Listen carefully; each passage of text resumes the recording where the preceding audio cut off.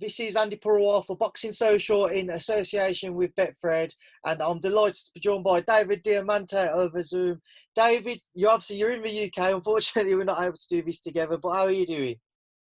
Yeah, doing really well, man. Nice to see you. And it's a big week, man. This is Matchroom Fight Camp. So we're finally here. Let's obviously get into it. Just talk to me first and foremost about obviously your kind of travel arrangements. I know you've been here for, I think you said like 9 or 10 days now. So talk me back to the process of traveling over and what have you. Yeah, pretty simple, actually. Just sorted out a hotel, and I got a quarantine for 14 days. So, left last Friday, and, I haven't left my room. And I ordered anything I need, like, off of Amazon, because I've got, like, a pretty strict health. Like, I like to eat very healthy, so I can't eat hotel food for this many days. So, but I have to say the food here is really good. So, for dinner, I'll usually have something here at the hotel. Obviously I can get room service at any time, but I like to eat more healthy food. So I've been doing that. Been working out a lot in the room, taking care of doing a lot of writing. So I've been actually really busy making a lot of phone calls, and it's amazing how quick the time goes. Today I got my COVID test. So I've got my bracelet here. This is the Fight Camp week 1 tested. So now I guess anyone who gets their test has to, isolate. So, but I mean, that's what I've been doing anyway. So I'm pretty used to that. So I'm just here in the room and getting ready for Fight Camp, man. I'm excited. It's going to be great, man. It's going to be really great. I mean, we got some fun fights and a lot of, I think what should be 50-50s, and it's going to be a good time. Let's obviously just start working through Fight Camp, kind of the first show back. And firstly, your role in it. I remember when we did an interview a couple of months ago, you said you was talking with Eddie and Matchroom and DAZN about how you'd work on the night. So what's your understanding of how you will be able to do your thing on the night? Yeah, I mean, it's gonna be fine. I mean, it's just gonna be announcing the fights, like pretty normal. I mean, I think I don't think I'm gonna be in the ring. I don't think they want anyone in the ring besides the fighters and the ref. But that's fine. I'm sure there'll be like a little platform or something like that, and that's it, man. As long as I can get those names out and say the correct scores, I think we'll be all right. It's obviously going to be a very different experience for yourself included. Is there anything you can kind of compare it to that you may have gone through previously? I mean, yeah, there was a time. So when I had a really bad motorcycle accident, I broke my arm in multiple places, and I had a broken leg too. But I couldn't get in the ring because I couldn't even microphone because my arm was broken. So so I had to call the fights from outside the ring. So I've done that before, and I've called many shows where there's been no crowd. I mean, back in the days of the amateurs, we did a lot of shows with very few fans, and even now, like big shows, like if you work a big show, a lot of times the doors will open real early, maybe 4, 5, 6, 7 o'clock. Half the people haven't even had dinner by then. So these guys are all out in the pub or whatever they're doing. So so I'm used to that. It's not really a big deal. I'm really excited for the fights either way. So for me, I can always muster up that that energy. And I mean, I think the fighters are so excited for this. I know Eddie's so excited for this. We all are. We really all are. I know the fans are here in the UK, of course, and across the world also. I think people are really excited that boxing's back, and we've got some good little scraps, and it should be fun. It's going to be a fun night. I mean, I think seeing it at Matchroom HQ is just going to be really cool. Let's start working through the first card this coming Saturday, David. Start with our headline fight, Sam Eggington and Ted Cheeseman. Everybody's just expecting effectively a war for as long as the fight lasts. Is that how you expect it to go? What's your thoughts on their bout? Yeah, I think it should be a war. I think it's going to be a good clash. I mean, both these guys, there's a lot of interesting storylines here. I mean, the fact that Cheeseman, he was on such a tear and headlining these shows and and then losing for the European, that was a really tough, bitter pill to swallow. And Eggington, I mean, that fight in Birmingham on the Amir Khan undercard, I mean, he had a big payday coming up, and he got stopped. I mean, it was just like such a surprise to everybody. He got caught, and he just got finished. And so both guys have had that trajectory going up where it was like, all right, here we go. And then, so now they both get a chance to kind of redeem themselves here. And I really do believe it's going to be a war. Both great guys, both very hard work ethic. So Birmingham v. Bermondsey. It's going to be interesting. Another fight, obviously, to go through is James Tennyson versus Gavin Gwynn. Again, just your thoughts on that one, David. Well, that's another one that's really exciting and kind of a similar type situation where you had Tennyson, you know, he fought for the world title against Farmer, and he lost. But since then, he's come back and he's looked really good, and he's moved up in weight, you know. And I think he feels like he's really carrying his power, you know. And now that he's, you know, fighting at 135, and Gwynn, tough guy from Wales, Merthyr Tydfil. You know, his only loss was that decision loss to Cordina on the undercard of Lomachenko. And Cordina, as we've seen, is really class. So, I mean, that's not a terrible loss to have. I mean, look, any loss is bad, but you know, that's a real quality opponent. I expect it to be a very good fight. I think it's going to be a very competitive fight, and you know, we'll see. I like it. Jordan Gill and Rhys Bolati as well. You know, Jordan suffering his defeat in Nottingham. He's looking to get back out and kind of like re-energise his career again. Whereas Rhys Bolati suffered a couple of careers in his defeat, and he said himself, you know, it may well be his last chance saloon for him. Going into this fight, who do you feel there's more pressure on?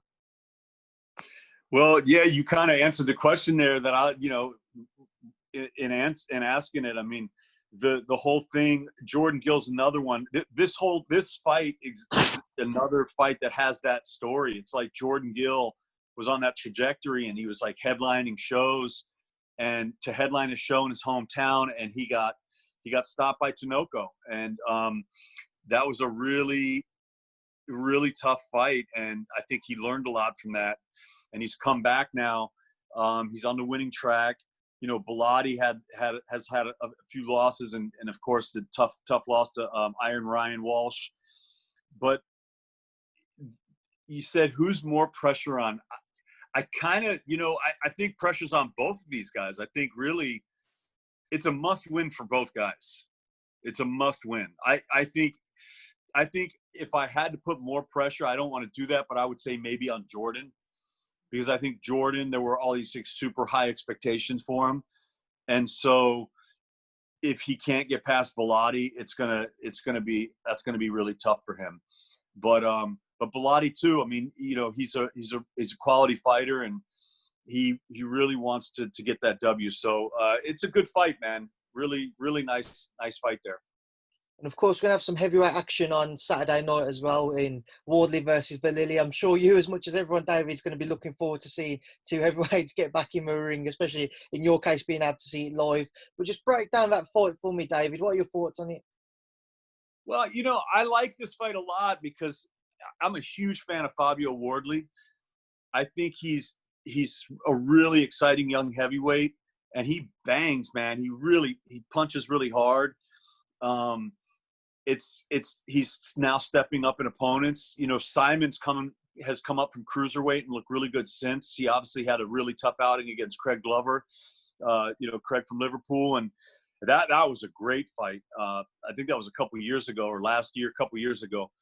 That was a really great fight. I was really looking forward to that. Craig Glover came through, and then he's kind of had a tough time since that fight. But Simon has now stepped up in weight. And I think now that he's fighting over 14 stone 4, he might be more carrying his power. And it's going to be very interesting to see what happens. You know, Simon has the pedigree. He really does. But Fabio, man, has got that crack. And that's a nice fight, man. It's going to be an entertaining fight, I'll tell you that. And finally, obviously, have Dalton Smith versus Nathan Bennett. Just David, obviously, there's a lot of expectation around Dalton, a lot of excitement. He's achieved a lot as an amateur. being the first man to bring back boxing for Matchroom in the UK, do you feel he'll be able to cope with the pressure and obviously not having his fans there and an audience? Yeah, absolutely, absolutely. I mean, Dalton is just straight class, man. He's young, but he's had such a long, storied amateur career, and he's been in some high pressure moments before. So I think for him, he's going to be straight to business. I really do. And it's going to be interesting to see what Nate Bennett can bring. It's Sheffield v. Liverpool. Bennett once beaten. Dalton is obviously undefeated, trained by his father, Grant Smith. So we'll see. We'll see if Dalton can bring the thunder, but so far he has, and he's looking really, really good. Dave, you just want to kind of touch on the headline fights for the coming weeks ahead. So start off with the following week, which is Tasha Jonas versus Terry Harper. What should we expect in their world title clash? I mean, that's just going to be a war. I think it's going to be a war. You've seen both of these girls believe they can win. Terry Harper has really stepped up her game, training with Steffi Bull, and you see her doing those wind sprints up the hills, and she's really looking for a war. That's going to be a great fight. I can't wait for that. Wellborn as well. It seems to be a fight which kind of slipped under the radar a little bit. How do you expect that one to play out? I think it's going to be an interesting fight. I gotta say, Cash's last fight was just so amazing to me. I mean, his fight with Jack Cullen was to me, it was an epic war. I mean, and I really believe in him. But Wellborn is proper tough and a well-schooled fighter too. So I think we can really expect a fight. I mean, Cash has shown what he's made of. I mean, he's straight heart. So that's going to be a really nice fight. And then obviously we end fight camp with Dillon White versus Alexander Povetkin. Dillon recently split in from Mark Tibbs. Firstly, David, just what are your thoughts on that, especially knowing that his fight with Alexander's only around the corner now? Yeah, I don't know. I don't know what's going on in their camp. I mean, I know all those guys. I think they're great, but you got to ask him about that because I don't know what's going on with him. He obviously felt it was the right move. Both of these guys are just absolute professionals. They're complete professional fighters. I think we can really expect a war in this fight. I think it's a really nice fight card, and it's a great fight to top the bill. So I think you can definitely expect fireworks in this one. I mean, we saw Povetkin's last fight against Hunter was really tough. He kind of got caught early in that fight, and it looked like he might even possibly get stopped, but he dug deep, he came back, and then he hurt Hunter, and it was like, wow, total seesaw fight, really, really great action. Povetkin's just a hard man, and Dillon White is just a hard man. These are two just really rugged guys who are going to go head to head. Two freight trains. Good fight. David, to find out a few things just away from fight camp, just to get your thoughts on. A few weeks ago, we had the news that once again Jerome Miller had failed another drugs test. What was your reaction to it? Well, it's just a real shame. It's a real shame. It's not good for the sport. It's not good for Jarrell, obviously. Look, I'm glad they're testing everybody and that they're catching the guys doing it because I don't think there's any room in the sport for that. But I hope Jarrell gets the help that he needs, and that's it. It was terrible. What do you think, or what would you deem to be the perfect punishment? Not the perfect, but the right punishment for people who are caught out for having a performance-enhancing drugs test, drug in their system? I think that's for the commissions to come up with, the sanctioning bodies, the commissions. Whatever they deem is right, I think is right. I mean, it puts everyone's health at risk, including the guy doing the PEDs. I mean, it's just, there's no room for it. So, the athletes, the sport's already dangerous enough.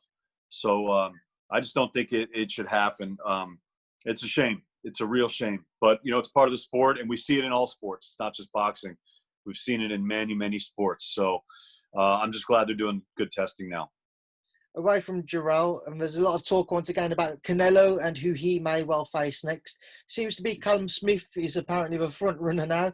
Out of all the names which are being mentioned, David, who would you like to see Canelo in the ring with next?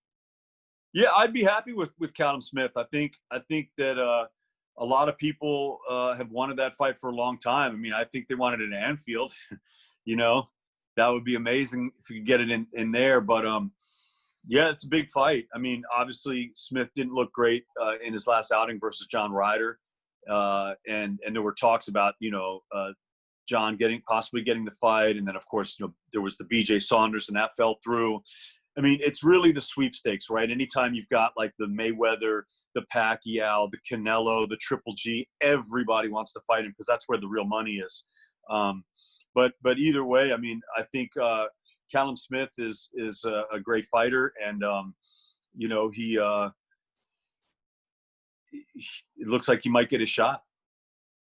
I mean, obviously, just away from that, and the final thing to touch on, PBC also announced their shows and their return of boxing the other day. Is there any fight in particular that obviously you was very impressed by that was announced, because he seemed to get a lot of recognition from online and a lot of people were happy about some of the fights that had been announced? There's some good fights on there, no doubt. I mean, look, it's great that boxing's back. The better the fights. I mean, look, they've got a big stable of fighters, so you got to keep these guys active. And I think the era of these gimme fights and these just these easy touches, I think it's kind of done right now. I think the market is changing, and I think people want to see proper fights, and I think that's what we're going to get. David, we will leave it there, and I will leave you to enjoy the rest of your day. But before I let you go, what would you like to say to everyone who tunes in to watch our interview? No, just thanks a lot for tuning in, and check out Fight Camp. It should be a lot of fun. And I'm at David Diamante on Instagram, and the fight starts now. We'll catch you soon. David, thank you, Speakers Boxing Social. Take care, Andy. Bye-bye.